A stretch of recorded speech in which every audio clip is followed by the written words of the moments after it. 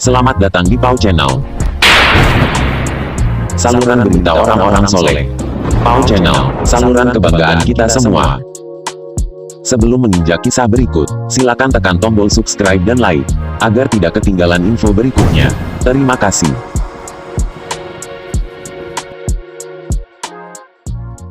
Assalamualaikum warahmatullahi wabarakatuh. Jumpa lagi para pemirsa Pau Channel dimanapun Anda berada. Tak lupa mari sama-sama berdoa agar semoga kami serta para subscriber dan pemirsa yang budiman selalu dalam keadaan yang sehat walafiat, lancar rezekinya, terbebas dari segala macam hutang piutang, terhindar dari segala mara bahaya, terhindar dari segala macam fitnah akhir zaman, dilancarkan urusannya, diberikan berkah hidupnya, keluarganya, dan tidak kurang dari sesuatu apapun. Amin, amin, ya rabbal alamin. Kali ini, Pau Channel akan mengangkat sebuah kisah tentang pasukan lebah. Bagaimana kisahnya? Mari kita simak bersama. Mbah Khalil sempat menimba ilmu di Mekah selama belasan tahun. Satu angkatan dengan Kiai Haji Hasyim Asy'ari, selevel di bawahnya ada Kiai Haji Wahab Hasbullah dan Kiai Haji Muhammad Dahlan. Ada tradisi di antara kiai sepuh zaman dulu, meski hanya memberi nasihat satu kalimat, tetap dianggap sebagai seorang guru. Demikian juga yang terjadi di antara 4 ulama besar itu.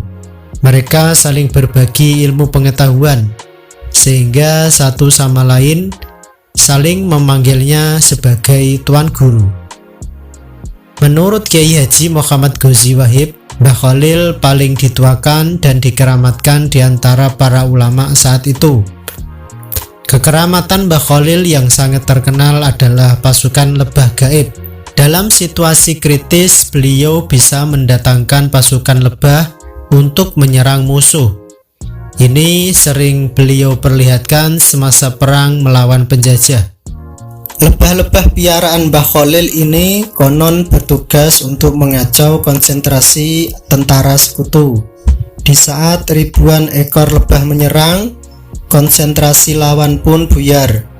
Saat konsentrasi lawan buyar itulah pejuang-pejuang kita bergantian menghantam musuh. Yang di kemudian hari dengan doa-doa ampuh inilah hasilnya terbukti nyata.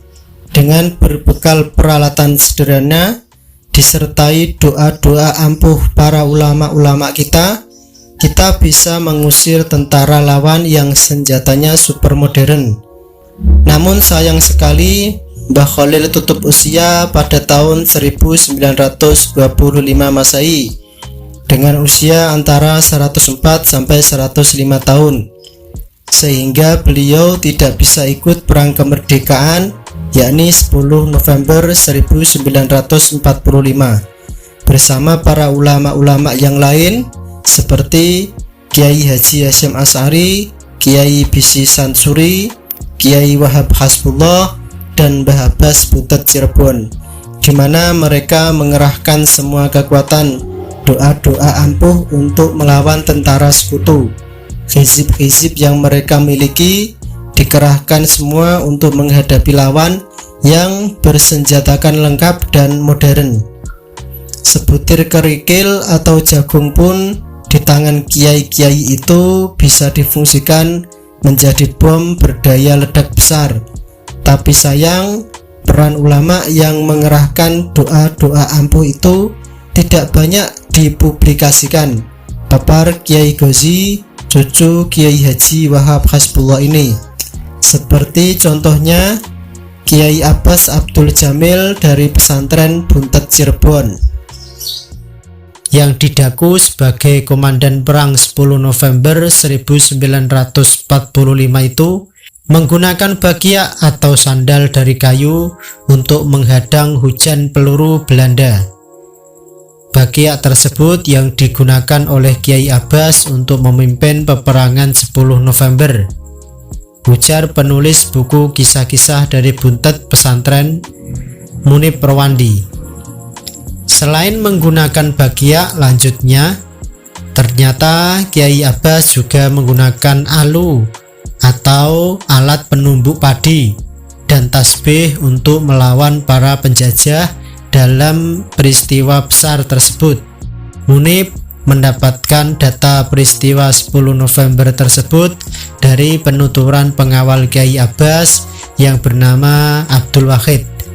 Seperti yang dituliskan oleh Abdul Wahid, Kiai Abbas memimpin perang 10 November dengan menggunakan bakia yang dipegangnya sejak dari Cirebon. Dalam kisah yang didapatkan dari Abdul Wahid, diketahui Kiai Abbas berangkat dari Cirebon beserta kiai dan santri dengan menggunakan kereta api. Mereka singgah terlebih dahulu di kediaman Kiai Bisri di Rembang, Jawa Tengah. Di tempat itulah para kiai dari berbagai daerah yang berjumlah sekitar 15 orang melakukan musyawarah dan dilanjutkan dengan perjalanan menuju Surabaya dengan menggunakan mobil. Meski semangat arek-arek Surabaya untuk menyerang tentara sekutu saat itu sudah kuat, namun mereka ditahan oleh Kiai Hasyim Asy'ari.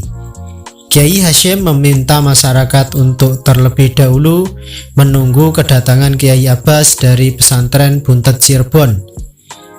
Kiai Abbas akhirnya ditunjuk menjadi komandan perang 10 November saat itu, kata Munib. Saat peperangan berkecamuk, Kiai Abbas berdoa khusyuk. Atas seizin Allah, ribuan alu milik masyarakat berterbangan dan menghantam pasukan penjajah. Butiran-butiran tasbih dilemparkan oleh Kiai Abbas dan mampu menghancurkan jumlah pesawat terbang yang menjadi andalan utama tentara sekutu. Kiai Khalil Bisri pernah bercerita bahwa Kiai Abbas pernah mengibaskan sorbannya dan mengakibatkan pesawat terbang milik musuh hancur. Nah, Sobat Po Channel dimanapun Anda berada, begitulah sekelumit kisah yang dapat kami sajikan kali ini. Semoga dapat memberikan tambahan wawasan dan ilmu kepada kita semua, dan semoga bermanfaat di kemudian harinya. Amin, amin, ya Rabbal Alamin. Jangan lupa untuk menekan tombol subscribe, like, and share, dan aktifkan lonceng notifikasinya. Terima kasih. Wallahu a'lam bishawab. Billahi taufik wal hidayah, warridho wal inayah, wal afu minkum. Wassalamualaikum warahmatullahi wabarakatuh.